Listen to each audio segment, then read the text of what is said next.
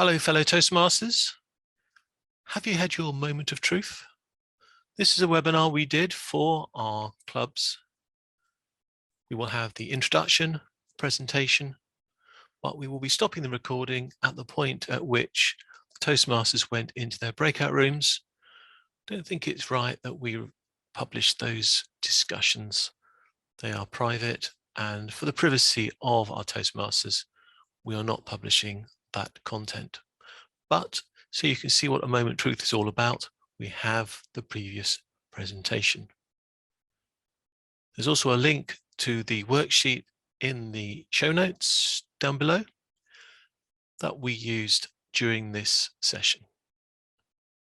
Contact your area or district directors. If you wish to get involved or need more information to assist you with your moments of truth. Oh, and by the way, this whole concept isn't bad if you want to try and apply it to your own personal life, or maybe you have a small business or a division or a team. It works just as well there. Here's the presentation. Hands up, who knows what moments of truth is? About 50%. Okay, cool. And has your club recently had an MOT? We're doing it on Wednesday. Ah, so in preparation, I see it. Happy days, okay.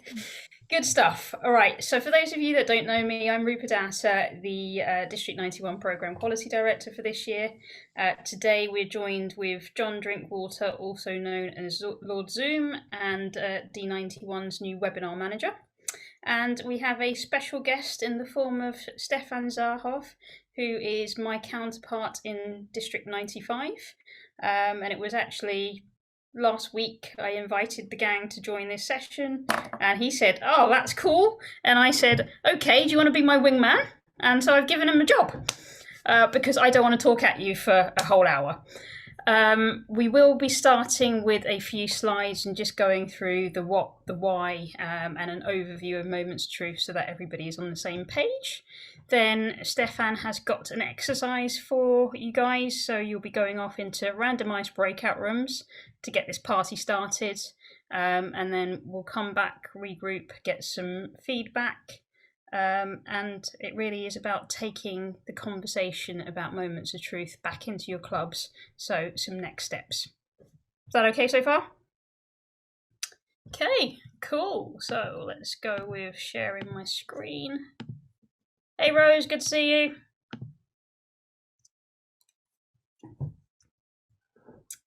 Okie dokie. So for those of you that did put your hand up to what is moments of truth, please share. Who wants to contribute? What is moments of truth?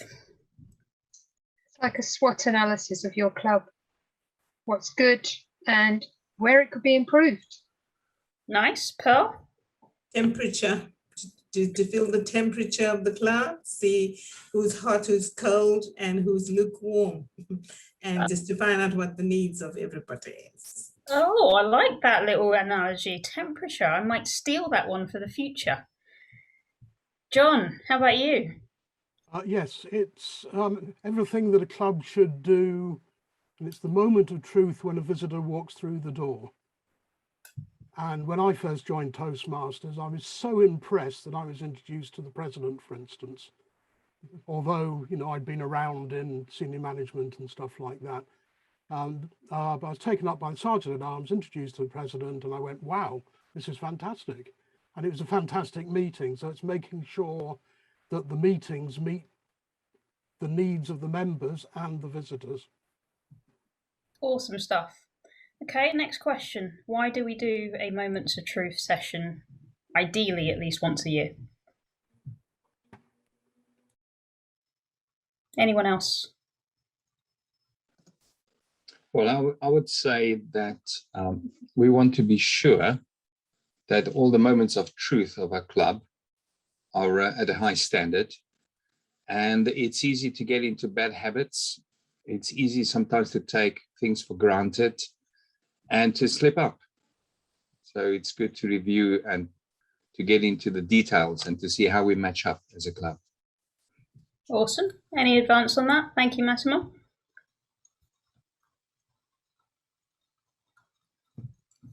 Okay. The next question is around personas.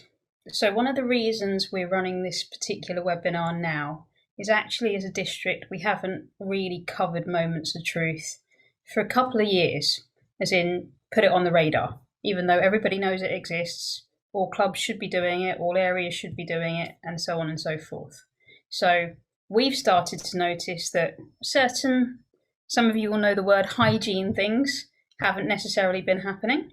And personally, from my own perspective, actually, I think it's sometimes even more important that a club that is actually on paper doing well, like Presidents Distinguished, does it more so than one that's suffering, because they've got other metrics and other things to work towards. So if we look at this next bit in terms of personas, as a member, why is Moments of Truth important? What's in it for the member? If the members' needs are actually met, because, you know, why did they join Toastmasters if their needs are not going to be met? Cool, thank you. What about if you're a club officer? Why is Moments of Truth important? John?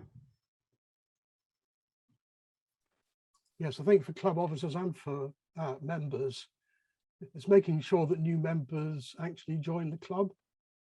You get natural attrition. Toastmasters say 25% per year, and in order to get DCP points, but also to have a healthy club, you need new members to bring in some new blood into the club. Okay, that's possibly covering 2 of the 6 Moments of Truth. What about if you're an area director? Why is Moments of Truth important?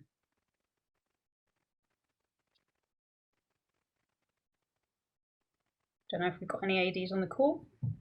I might pick someone.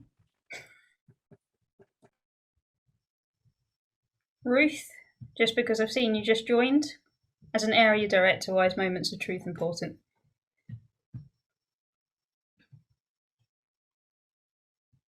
Okay, you might not have heard me. Okay, so in about 7 days, the area director visit window opens. And if you really look at the area director visit template, it's a direct reflection of Moments of Truth. So if a club's already done a Moments of Truth session, they'll already know what they need to work on. If you're an area director and you're going into a club, actually Moments of Truth is what you're looking out for. As a district, we're identifying certain things across the board that have seemed to have slipped, and I'll cover those off specifically as I go through the slides. But really, as individuals and as a club, you guys will know what you need to work on. So I'll take you through the slides. There are 6 Moments of Truth, and John in particular was covering things like first impressions and member orientation. If you imagine that your club is like a mini business, not for profit mini business, but it's a mini business, and all of these different facets help the success of a club. So we might have DCP, we might have club success plans, but Moments of Truth is just another tool, and a very useful tool, where you can go into a bit more detail with certain prompts to really look at what's working and what's not. And I remember the last time that we did it in my club, and granted it was a couple of years ago as well. One of the things that most people identified was that our website and our web presence probably need looking at. However, it wasn't something that we followed through on, because actually we were doing very well for guests. So in terms of all of the areas that we decided we needed to work on, it wasn't a priority for that particular year. So first impressions does what it says on the tin. Membership orientation. Yeah, how are we onboarding guests? How are we getting started? How are we getting them started on pathways? Fellowship, variety and communication. What's the relationship like within the club? Are your meetings varied? How do you communicate with each other? Program planning and meeting organisation tends to be about whether or not you're progressing through pathways, the contests, other training that may happen throughout the year. Membership strength, arguably again, self-explanatory. And achievement recognition, funnily, is something that is coming up quite a lot as an area that, on balance, in this district, we've started to suffer on. You never get a second chance to make a first impression. And so that's where we're starting. If a guest were to come into your club today, how would they feel? Do you guys genuinely make them feel welcome? Would they get turned off for whatever reason? Is your web presence saying, and this is something that Diane talks a lot about, and I know she's on the call right now, if someone were to go to your Facebook page, would they believe that you were a live and active club? The same with the website or any other social media presence you may have. So, first impressions. Don't want to talk through all of these, but just take a moment to digest. And is there an area that you think you guys as a club do particularly well at? If you're a member of multiple clubs, is one club doing better than another? Do you greet guests warmly? I know some of this doesn't necessarily translate directly into an online environment. However, what is the alternative in an online environment? For me personally, as putting old CGD hat on, one of the things that probably didn't happen a lot and doesn't happen, we've got clubs that do definitely have lots of guests, but do we actually ask them to join? Do we actually give them a membership form or send it to them in the Zoom chat or follow up afterwards? That makes such a difference as well. Membership orientation. Formal induction. Actually, show of hands. Do any clubs actually do a formal induction of Antonia? Okay. Schilling. Anyone else?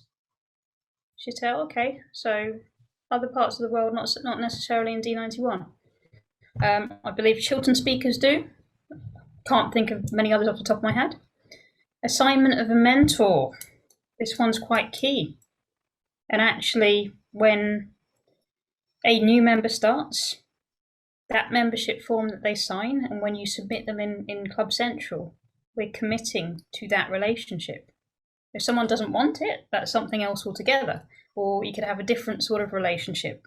So in my club a couple of years ago, we had a buddy scheme rather than a mentor scheme. Similar sort of thing. It doesn't have to be totally formalised. Education programs and recognition system discussed. So recognition system tends to be about DCP. But yeah, do we actually talk about pathways and the fact that there has to be an assessment or you need to select a path to get on your way? Learning needs assessed. Yeah, let's face it. Does that happen? Yep. Does that sound like a lot of work? Oh, who said yes? John? Yep, we do that. Yeah? Tell me more. Yep.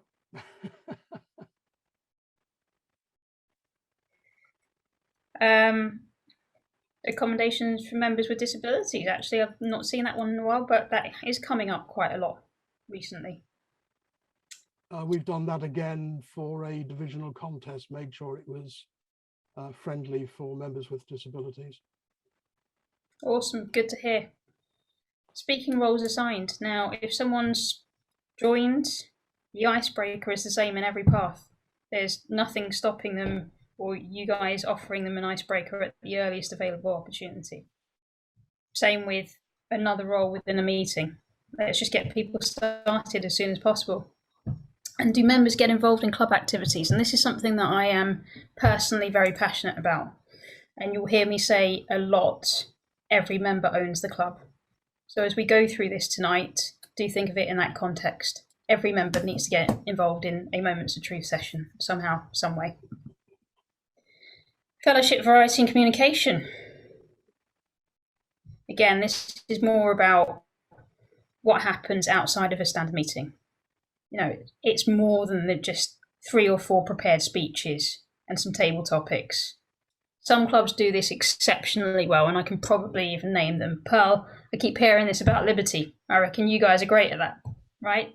This would be a moment that you guys are fantastic at, but there might be another moment within the 6 that is not so much the case. Interclub events, that's probably happening a lot more now that we're online. Sometimes that's a good thing, and actually there have been some cases where that's not necessarily a positive thing. Club newsletter and website, we've discussed that already. Social events, yeah, we can do that online. I'm going to say that I was up till 3 o'clock last night post the Hall of Fame with somebody else on this call. I shan't name who. It happens. Program planning and meeting organisation. So yeah, actually, when it comes to the VPE scheduling, it does actually say under their job description that it should be at least 3 meetings or 3 weeks in advance. Members contributing to all program assignments, not just their prepared speeches. All projects now from Pathways. Next one, again, something I'm personally very passionate about. Do meetings begin and end on time? Right? So we started 2 minutes late, but I signposted that. I'm determined that we will finish at 8 o'clock, but if people want to stay behind, then that's okay too. But the formal bit of this webinar will finish at 8 o'clock. Creative table topics and evaluations, the cornerstone of Toastmasters full stop. Membership strength. I think we all know that 20 is the magic number on this call, but we're pushing it back up to 30. That's where we need to be. That's where we were before COVID. Membership retention. And I don't mean holding people by the ankles if someone wants to leave. It's okay if people have got what they came for and they have a positive experience and take that out into the community. But retention where necessary. There is so much to the Toastmasters education program, and if they think that they've got enough from the club, that's fine. But this year, youth leadership very much on my radar. Speechcraft still very much on my radar. Pathways mentoring very much on my radar. Toastmasters sponsoring new members. We don't talk about that enough. So there is something else. Maybe you can cover that in the breakout rooms. But there's another part of the program that allows us to recognise people that do bring guests to club meetings, and those guests eventually signing up. And regular membership building program. The first one starts in 7 days. What's it called, anybody? Yeah, Antonia. Smedley Award. Thank you very much. And the final one before I let Stefan loose on you. Award applications immediately submitted to headquarters. Okay, and I can't stress this one enough, guys, possibly because I've got a PQD hat on. When somebody completes a level, it needs to be submitted in Basecamp. That generates a level completion certificate, and that needs to be the prompt for the Basecamp managers to also submit that in Club Central. And we know that's not happening. So there shouldn't be a time lag between the two.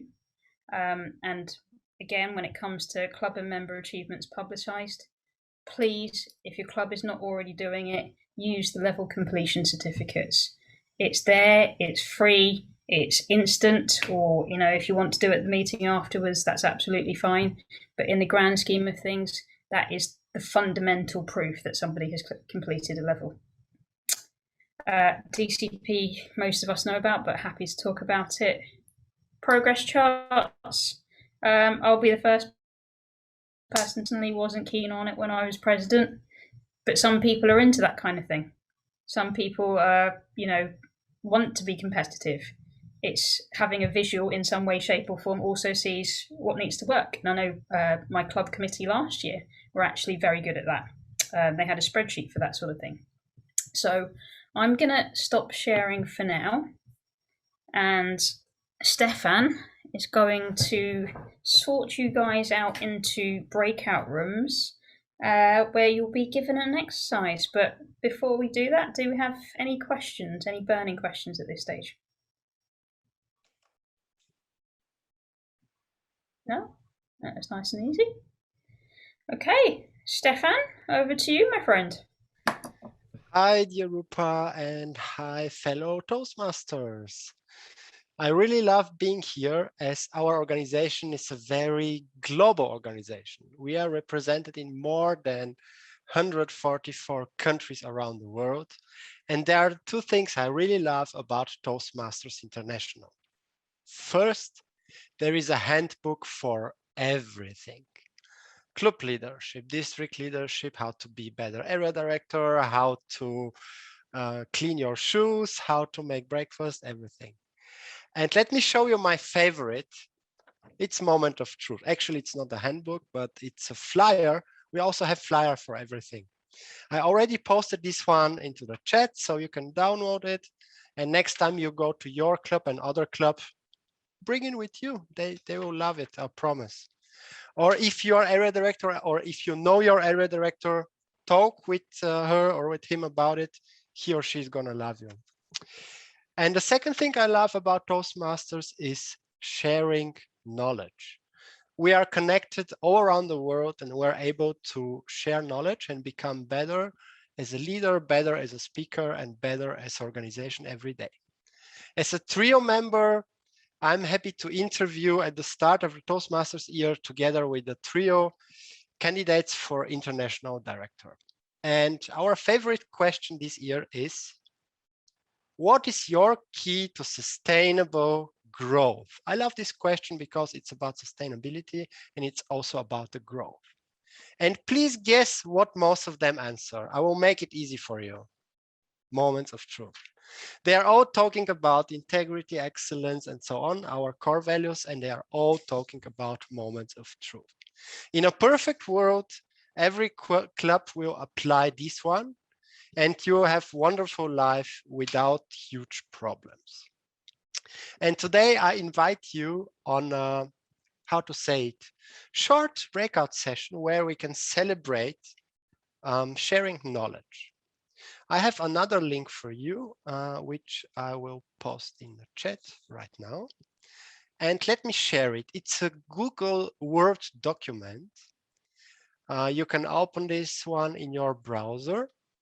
And here you will find the 6 topics you already saw on Rupa's presentation.